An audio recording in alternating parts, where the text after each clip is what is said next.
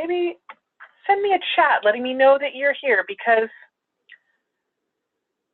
this has been a challenge to get on here. So if anyone is on here for the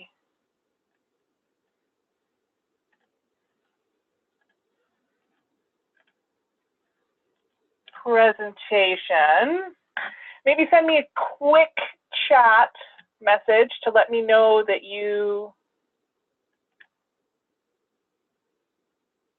have gotten in.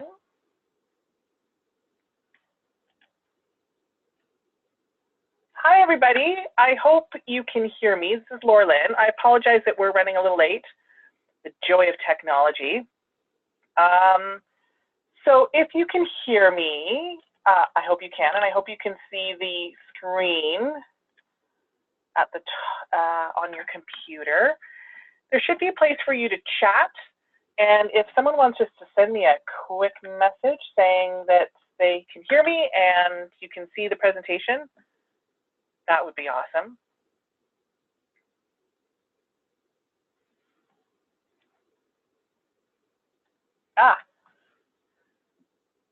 Well, hello. Excellent. We have someone saying they can hear the presentation and see it. So if you're just tuning in and are just new to Zoom, just make sure on your screen there's a little, in the left-hand corner down at the bottom, it'll say mute, and just make sure you're muted. And so it looks like we've got maybe 16 people. It sounds like someone doesn't have their computer or phone muted. If you can just check it, there's a button with like a phone symbol that says mute. And if you can just click on that to make sure that we don't have any background noise, that would be great. If you've got any questions as we go through this, please put it in the chat section, and then I'm able to answer as we go. So we'll get started. I'm sorry we're running a little late. The joy of technology. Oh, Carla, you can see and hear. Yay. Okay, everyone, we are so excited. This is our first webinar for BridgePoint. So thank you for all taking the time out to join us this evening. I'm going to start with some housekeeping. So it is being recorded, and I just want to make sure everyone's muted. So check in the bottom left-hand corner where the phone symbol is, and just click on that to mute yourself. If any questions come up, please type them in the chat section. You can either, it will prompt you, you can either text it openly where everyone can see your question, or you can text it or chat it just to me. And either way I can answer it. We really want your feedback. I want your feedback and suggestions for whether this was helpful. Are there different things that you'd like to hear or see out? And if so, please just let us know. And then if this was helpful, please donate to us so that we can continue to offer more opportunities like this to learn. I'm just going to pause it. Someone still has their sound on. If you can check and make sure you're on Zoom, you're muted, that would be fun. I'm going to fix it.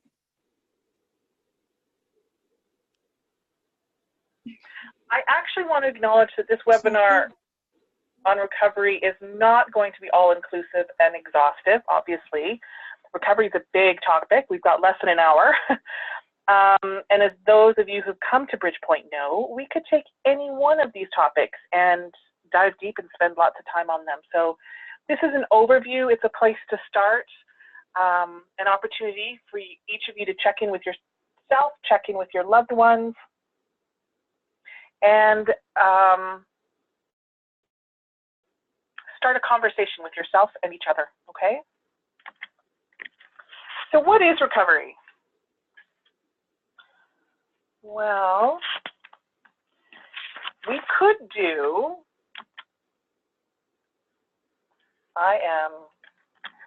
there we go. Recovery from an eating disorder.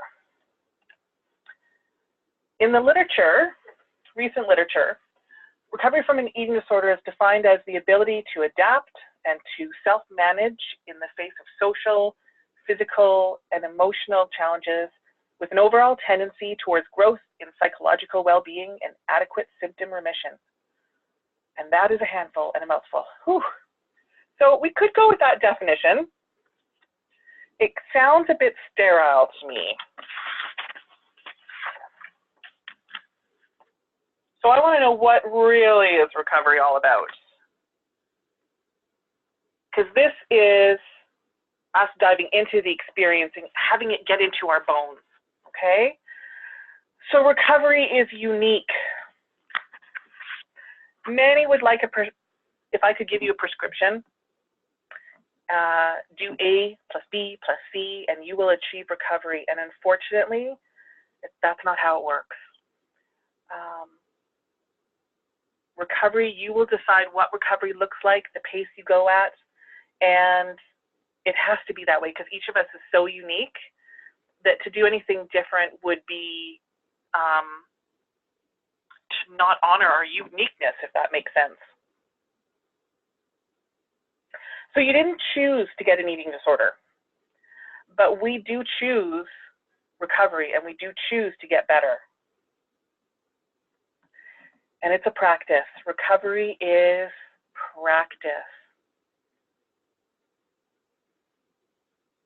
And practice being perfectly imperfect on the journey. So often at BridgePoint, we use the phrase, the magic is in the mess, and that is so true. The messy part is where we're going to learn and do our most growing. So if you're in a messy part of your recovery, celebrate, because it means you're doing some growth. It's also not compromising your health or betraying your soul. You've probably all heard the saying, fake it till you make it. Well, that's not what real recovery is going to look like. Instead, the saying has to be face it till you make it. When we choose to show up and be seen and live brave, which the process of recovery demands of us, and this is not an if, this is a when, you will get your butt kicked, okay? And then you get back up. You practice, you use those tools, you learn what's working, what's not working, you reflect, get our butt kicked more, fall down, get back up. Kind of like that Chumbawamba song. Okay, so key number one. Motivation, patience, and hope. I fall 7 times and I stand up 8. Lack of motivation doesn't mean that you can't get well. Dealing with ambivalence is a part of the recovery process, okay? I mean, who wants to embark on moving from the known to the unknown and speaking the unspoken? I mean, every part of our body is going to want to protect ourselves from taking these kinds of risks. Those that know me will know the word I'm going to use next, because that is just darn vulnerable, isn't it? Yes, it is. And every cell in our body is going to say, don't go there. Because what's vulnerability? It's risk, it's emotional exposure, and it's uncertainty. And if we're in that, we're not going to want to go there. And yet that's exactly where we need to go. So it makes sense that at times we're going to be ambivalent. We're going to have questions about, do I really want to do this? Maybe I'm fine with the way things are. Benjamin Franklin once said, if you fail to plan, you are planning to fail. So like we spoke about earlier in defining recovery, change and recovery is an active process rather than something that just happens.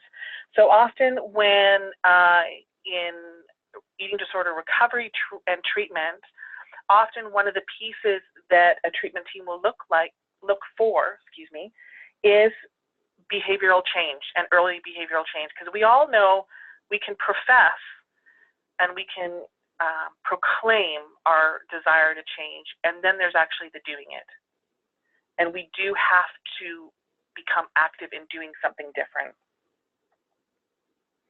And that can look like starting to identify and question and challenge those thoughts and beliefs that maintain us not doing change. So things like those statements like, not just yet, or it doesn't matter if I binge now, I can start tomorrow, or the infamous when blank, then blank. So when I lose this much weight, then I can blank, blank, blank. When I feel better about myself, I'll then blank. Doesn't work that way. It's kind of, rather than an this, then that, it becomes a both and. So while yes, waiting for that to happen might help you make change, making the change will also help that happen. Okay? The infamous chicken and egg question. Which came first? And it's both and. Some of you might have heard us at BridgePoint talk about the 5 stages of motivation and readiness for change. It's been used a lot in smoking cessation work, but it's important for us to check in with ourselves and really honestly check in terms of where we are in our recovery journey. So are you in a place of pre-contemplation? Everything's fine, I don't need to make any change, it's all good. Contemplation, well, I'm thinking about making change, I don't know what that would look like. My eating disorder is still really helpful to me right now, and I also hear what people are seeing and saying and what I'm feeling in terms of dizziness, lack of concentration, lab works, all of that. Preparation is, I'm going to go out and I am going to sign up for a webinar like you did tonight. I am going to do some research about different treatment options. I'm going to start talking to people and asking questions. And then action, doing something different. And finally, maintenance, which is how do I take the change I make and continue it long term while life continues to throw stress and curveballs at us. So we often talk about how do you take what you've learned at BridgePoint and carry it forward and continue to practice it once you're out of outside our walls, because it becomes a real challenge. It becomes a lot harder when you've got multiple demands. Everyone has their own agendas. You have multiple stressors. And so how do you remain focused on using the tools that you use, whether at BridgePoint or not? We have to move out of black and white thinking, the all or nothing thinking, and live in the gray, which again is a vulnerable process because it's not guaranteed. Because recovery is not a linear process. We're not going to get from point A to point B.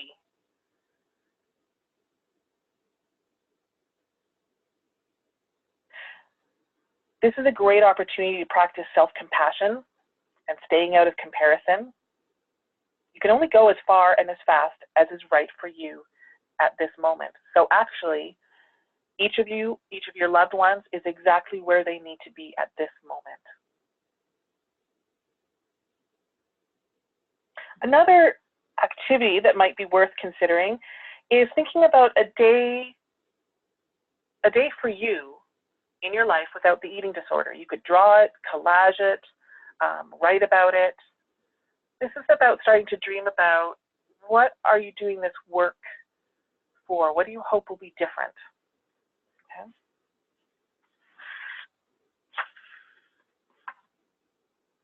Someone says, sorry, I'm just going to pause. Someone says it's glitching. My goodness. I hope that you can get back on. Let me know if you continue to have difficulty with this awesome technology, which took me forever to figure out. Oh, someone's raised their hand. Do you want to type a question? Or someone's just raising their hand?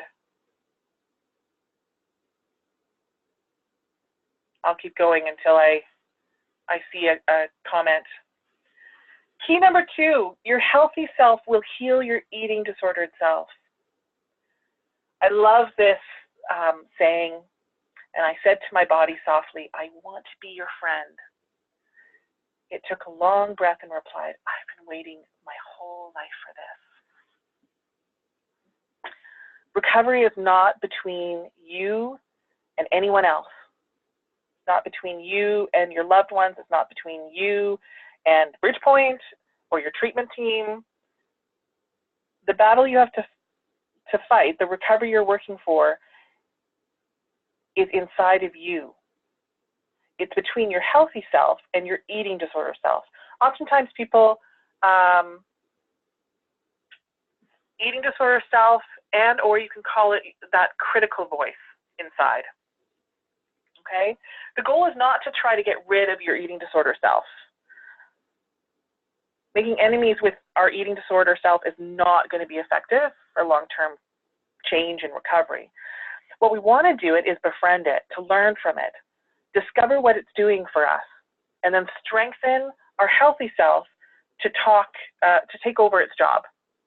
Okay? When we get curious, we gain awareness and become wise to the eating disorder's tactics, one of which is amnesia. When we're in our eating disorder, we tend to forget about evidence for any story other than the one that supports the eating disorder. So when we're in our eating disorder struggle, oftentimes all the stories that prove that I'm enough, I'm lovable, I'm capable, I'm just as I am, all those stories, all that evidence goes out the window, and the only evidence that the eating disorder allows to filter into our brain is that which supports the story.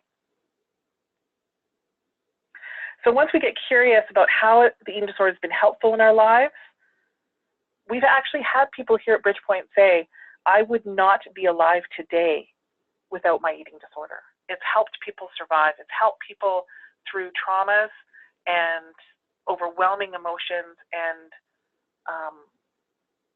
unimaginable events. And so it's allowed them to get here. And once we get curious about that, then we can do something different. Well, someone is saying they're only hearing half of what I'm saying.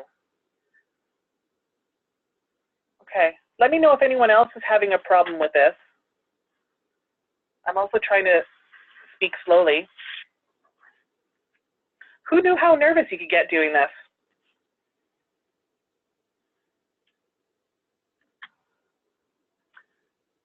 So key number 3. Key number 3 is it's not about the food. We often talk about, or have that saying, it's about the food and not about the food. This was a meta-analysis done, which what that means is it was an examination of data from a number of independent studies on the same subject, and they were looking for trends. And they found that there was a number of fundamental criteria for recovery from an eating disorder. So you'll see there's 3 columns. One was for strong evidence. These criteria were strongly connected with eating disorder recovery. Then there's moderate and insufficient. Food is on there if we put it under the improved eating disorder behavior and cognition piece. But that's only 1 out of 12 that has strong or moderate evidence in the recovery process. So its overall role is, it's a small piece, okay? Most of the recovery criteria that are listed here are focused on psychological well-being. And psychological well-being is not about happiness or positive affect, emotion, but in literature they explained it as living a good life with purpose and meaning, growing towards optimal functioning and self-realization. This kind of blew me away when I looked at the right column. Look at happiness. Insufficient evidence that is fundamental in recovery. So oftentimes people are disillusioned and discouraged when they find that they still often aren't feeling happy. That's okay. You're not always going to feel happy in recovery.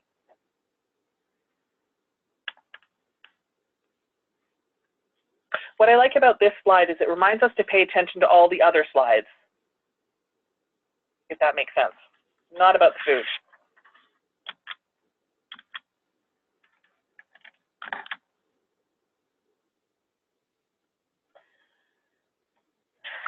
Key number 4, feel your feelings and challenge your thoughts. Oh yeah, a little bit of animation there. I like my slides. Courage over comfort. If we're going to feel our feelings and challenge our thoughts, we're going to have to go into that uncomfortable place. And it's going to feel daunting and feel courageous at first. For those of you who have been to BridgePoint before, one of our team members often reminds us that emotions that are buried alive stay alive. We need to feel our feelings. They're called emotions, emotions, and our energy that are in motion. Brene Brown, sorry about that. Brene Brown gives us a roadmap on how to manage these feelings, which can often feel overwhelming. 3 things that we need to do to manage emotions as we're learning to feel them and work with them. One is we've got to give ourselves permission. Permission to feel the feeling. Many of us grew up in families where that was not the case. So first and foremost, take out those permission slips. At BridgePoint, we use permission slips that literally say, I give myself permission to blank. On this card, you're writing to feel my feelings. The second tool is breathing. Let's take a moment. So important, free of charge. You can do it anywhere, anytime. Working with our breath sends signals to our nervous system. Like a quick breath in is like the gas pedal. It moves us into fight or flight, ready to move. And a slow, long, deep exhale invites a deep inhale, which slows things down. There's a program called Heart Math, which has shown that when we work with our breath, our thoughts, and our feelings, we can actually influence our nervous system and the hormones that are sent out into the rest of our body. So breath helps the motion of emotion. The third tool is mindfulness. Some people, and I know even Brene Brown talks about feeling uncomfortable with that word. So she uses the phrase paying attention. So we want to pay attention and without judgment, okay? We've got to get curious about what's got us hooked into the emotion, hooked into the story, okay? Unfortunately, there's no selective numbing, okay? There's a full spectrum of human emotions, and when we numb the dark, we numb the light. We can't choose joy and try and numb fear. We're going to numb everything. If you want to feel the joy, you're going to feel the fear and the sadness and the whole range of emotions. So challenging our thoughts. Some of you might have heard of distorted ways of thinking. Examples are, I mentioned one, all or nothing thinking, black and white thinking. That's one distorted thought process. Another one might be overgeneralizations. We can often find those in when we use the words never or always. It's kind of painting a really broad stroke across the whole experience or thought. Another one might be discounting positives. Oftentimes that shows up when people are receiving compliments, the yes but. There's a number of cognitive distortions that we have to be aware of so that we don't believe them. Thoughts are just thoughts.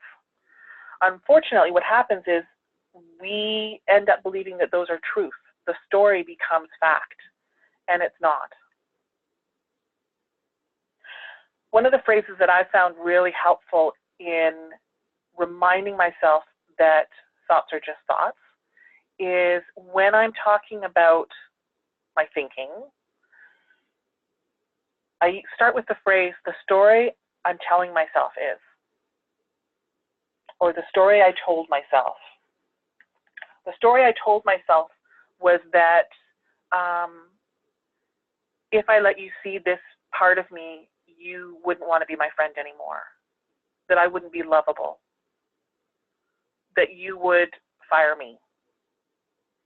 Whatever those stories are. And our job is to get curious. Start challenging the thoughts. What's the evidence? Now again, there's going to be evidence that supports the story, and guaranteed, if you are looking for evidence to support the story, you will find it. If you want to find evidence that you don't belong, that you're not worthy, that you're less than, we will find evidence. And there is a plethora, that'll be my word for today, a plethora of other experiences that show evidence to the contrary, that there's another story or multiple stories that we're not paying attention to. So we've got to get curious about those. While you're going through this process, one of the pieces, one of the activities to have at hand for yourself is ensuring that you're taking care of yourself, because this is a big process and it takes a lot of energy, physically, mentally, psychologically. So you might consider having a self-soothing kit, or discovering ways that you can self-soothe yourself. We can look at all our senses, whether they be taste, touch, smell, hearing or sight, and see what is soothing for you. Maybe it's a song, maybe it's knitting or crocheting, maybe it's going to an art gallery, or for me, one is listening to doves. Find what soothes you. There's also a whole bunch of apps coming out. So experiment with those. See what fits for you. Well, we've got to come back to the food, because it is about the food. What are your food rules? Rules can give us a sense of control and assurance that nothing bad or unexpected will happen. If we believe we can't trust ourselves or our bodies, I mean, it only makes sense that we would develop rules. Sometimes these are consciously made, sometimes these are not, but these are to keep ourselves safe and in line. At BridgePoint, we believe that dieting doesn't work. Frequent dieting disrupts our body's natural relationship with food. It tends to lead to weight gain rather than loss, and stands as one of the primary predictors of eating disorders. So when we compare, the majority of our culture is in what we would describe as a diet paradigm. And what that is it's a place where there is the thoughts and the behaviors are inflexible. It's very prescriptive and rigid. There are good and bad foods. There's rules. Oftentimes it's about deprivation. Oftentimes it's fear-driven, guilt-inducing, shaming. We end up with body hatred, hunger, temptation. It's not a great place to be. At BridgePoint, we embrace a non-diet paradigm. So we want our relationship, and we want our participants' relationships to be flexible, welcoming all foods. It's supportive, it's enjoyable. There's comfort, there's confidence. It feels natural, freeing, pleasurable, kind, nurturing, nourishing, forgiving, satisfying, and it builds trust. That is what creates recovery. when we look at our relationship with food. There's two ways to look at it. 95% of people fail diets, or 90% of diets fail people. This is a multi-million-dollar industry. And if it worked, it would be out of business. So we have to get curious and very critical about looking at what messages we decide to embrace. Here at BridgePoint, we provide participants with food. They decide how much and what they're going to eat. They're also, we provide a variety of foods, but participants are also encouraged to bring whatever foods they want to bring that they feel they need, whether it be snack foods, safe foods, binge foods, whatever they decide they want at hand while they're going through this process. Key number 6, changing your behaviors. You're off to great places. Today is your day. Your mountain is waiting, so get on your way. Dr. Seuss. I mentioned it at the beginning. Recovery is an active process that requires you to both look at overt behaviors, so binging, purging, restricting, and other behaviors that also sabotage recovery.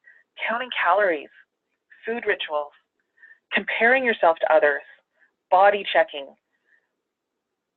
Some of us have that piece of clothing that we can only fit in if we're a certain weight, and we use that as a measurement of success.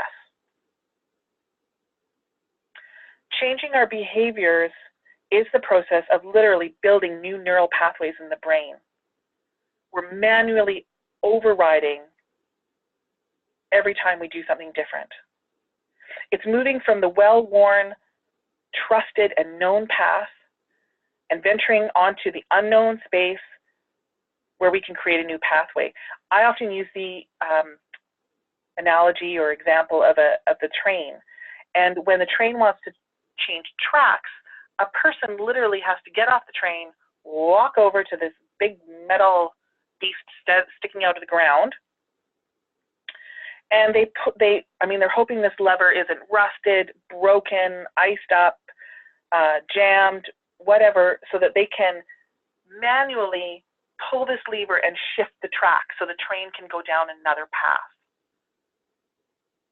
Every time we do something different, we're manually overriding our old neural pathways of ways of doing things to create something different. And every time we do it, that path gets stronger and stronger.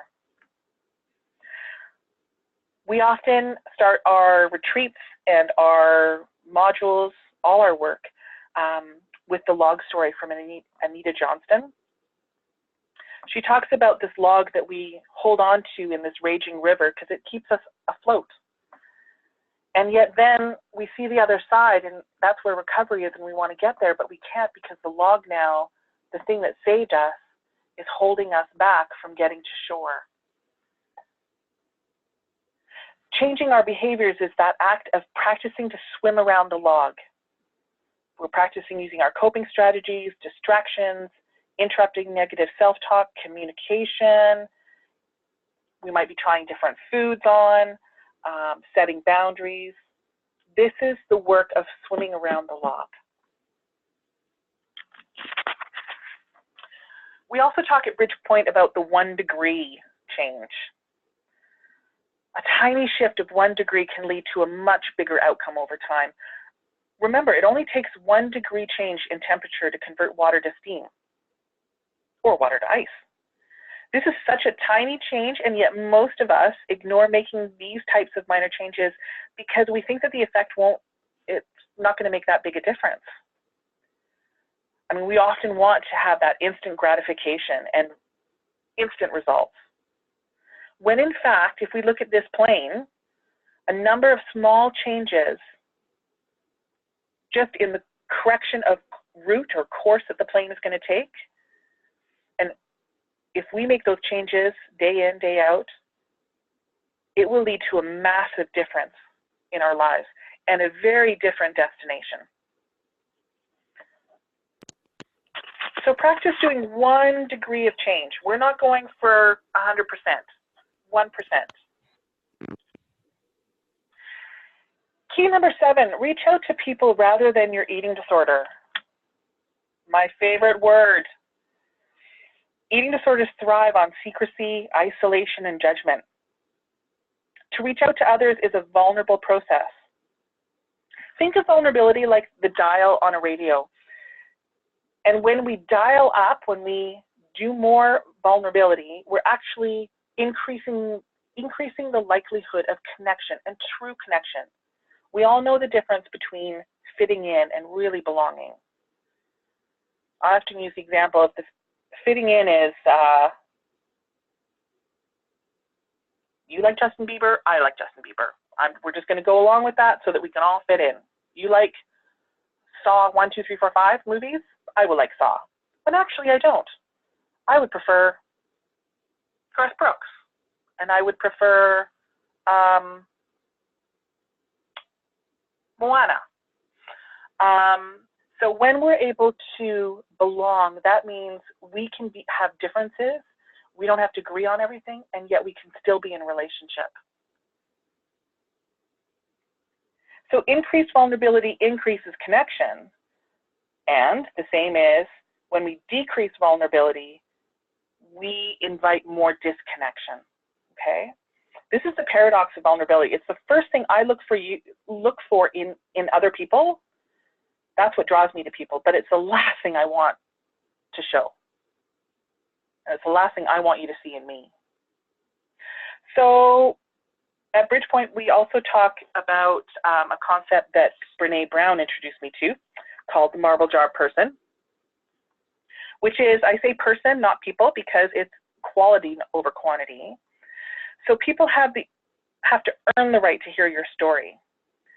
So people need to show you that they can hold your tender emotional parts and that they will care what happens to you and how you feel, and they will value your connection enough to keep things to themselves.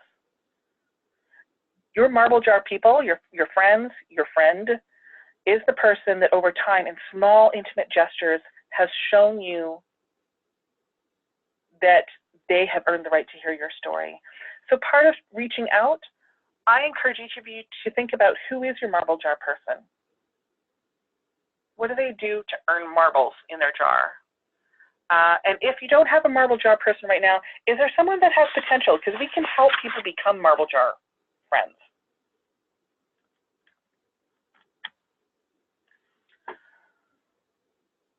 Key number 8, finding meaning and purpose. This question seems a little weird. What are you recovering to? We've spoken a lot of time, taken some time in this webinar to talk about what have you been recovering from. We need to also know what we're recovering for or to.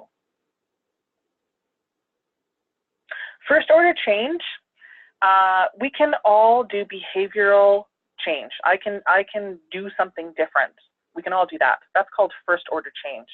But what happens is, unless we go to second order change, we are going to be white knuckling it. So when I talk about second order change, this moves from I'm doing something different, but essentially I stay the same, to I am seeing things in a completely new way.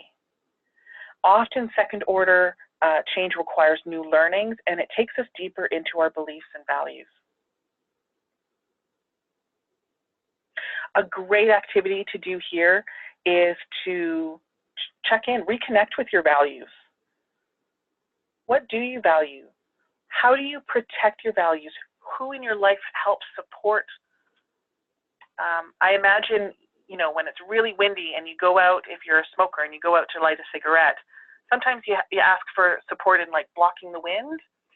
We need those people around us that also protect our values, that help us with that. What do we do that helps us live our values? And then what are the red flags, white flags? What are the warnings for you that you've stepped away from your values? Another great practice is gratitude. Start a gratitude journal. At the end of the day, beginning of the day, 1 or 2 things. Over time, this is also a new neural pathway we're going to build in our brain.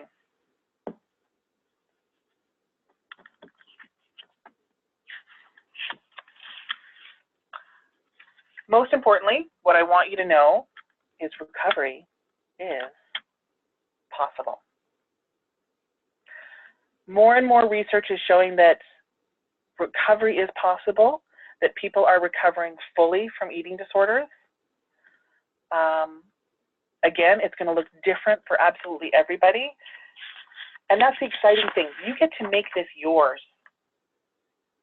You get to own it and claim it, embrace it just for you, from you to you. So some of the resources I use today, of course, anyone that knows me knows I will be talking about Brene Brown. Jenny Schaefer, if you don't know her, she has written a number of books. She has a website with lots of great resources. Carolyn Costin. But there are so many options out there. There are podcasts, there are webinars, there's websites, there's books. Go and search and find what speaks to you, okay? Because there's a lot of material out there that can shore us up during this journey. We don't have to do it alone. We need our people, but we also need materials like books and music and apps on our phone that can remind us to check in and do a gratitude. Find what works for you. With that, I'm at the end of my presentation. I want to open it up to questions, and if anyone has anything they want to ask or share, you can, I think you can either unmute yourself, or you could type it in the chat section. This is my first time doing this, so we'll see.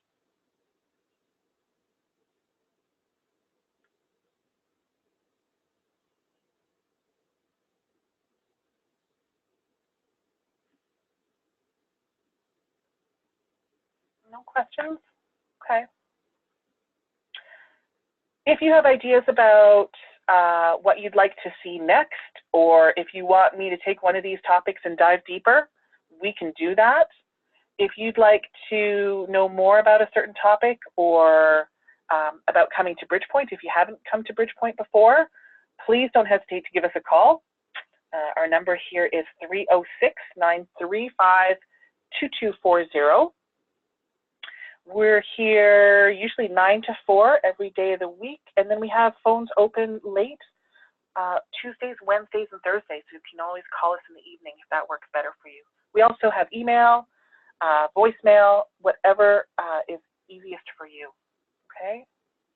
Oh, I have a question. How do I know I'm actually on the road to recovery? That's a great question.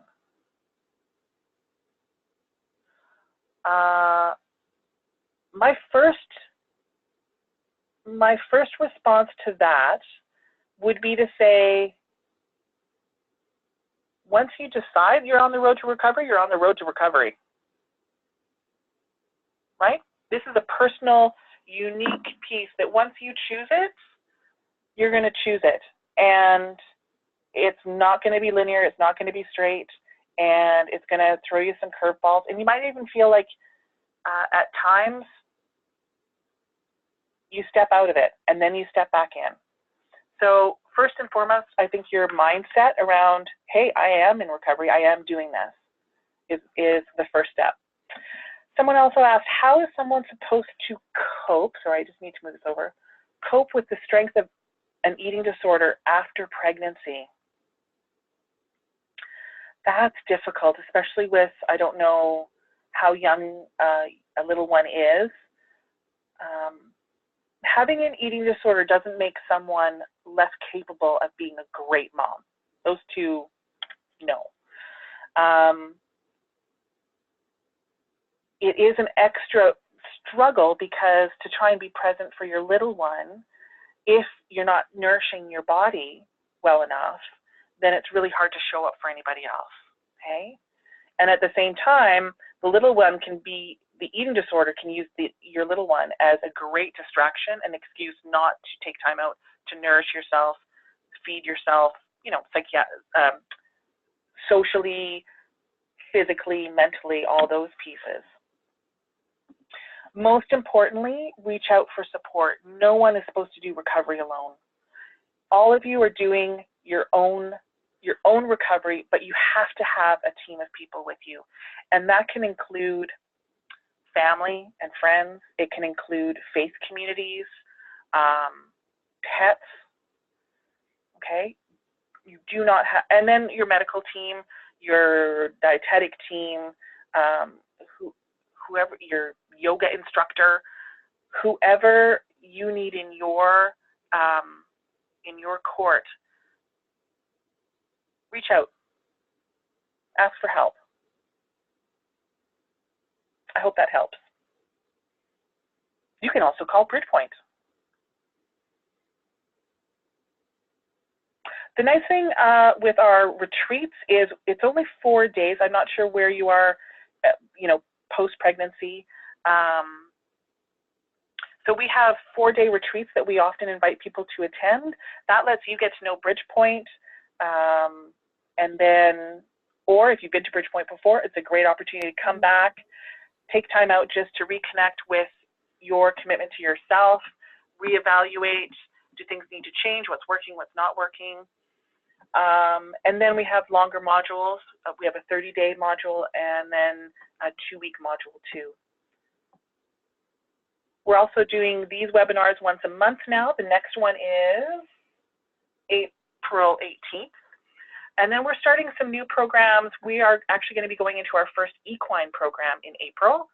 So if you've come to a retreat or a module before, those become an option for you. This one is full, but if it is a success, we'll be definitely doing it again. So we're looking for new opportunities to offer different modalities for you to have support and while you're going through this recovery. Yeah. Any last questions? We've just got a couple minutes left.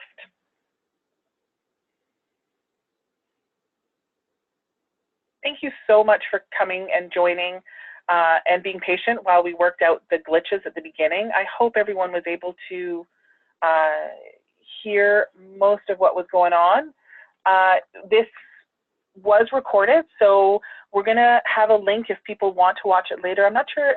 I will talk with Carla whether we're going to post it on our website or have it available for people. But if you want to go back and watch it again, you certainly can.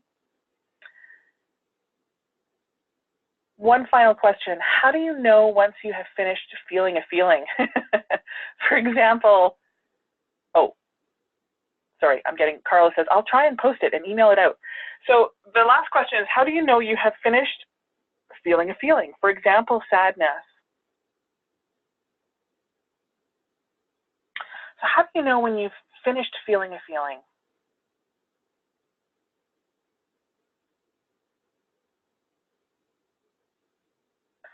Usually, we're going to feel, our body is going to give us clues. So we're going to feel a shift in our energy. We're going to feel a change in our breathing, our temperature. Our body posture. We're also going to see a shift in our thoughts. The process of feeling feelings is not a do it once and get it done and it's all done, right? Again, that goes into our black and white thinking. It's like